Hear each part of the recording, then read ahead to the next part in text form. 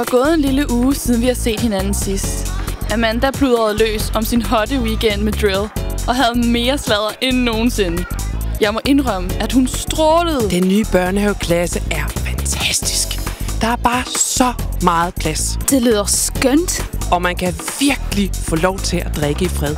Der er friskt blod overalt. Bare tanken om en Bloody Mary med friske råvarer var fristende. Der havde gået rygter om, at The Bloodshot var begyndt at hælde genbrugt blod i vores drinks. Og ved I hvad? Hvad? Drill har tilbudt os 3 billetter med Airlines på første klasse næste weekend til børnehaveklassens egen Million Blood Lakes All Inclusive.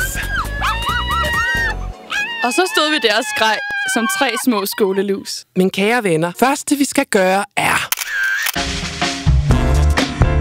Okay, alle jer Linje Sin fans. Her kommer I ind i billedet. Det er tid til en konkurrence. Skriv, hvad du synes, Amanda skal afslutte sætningen med. Det sjoveste og bedste forslag vinder en helt suveræn præmie. Rul ned, skriv din replik og vent til næste uge, hvor vi viser episoden igen med vinderindslaget. Held og lykke.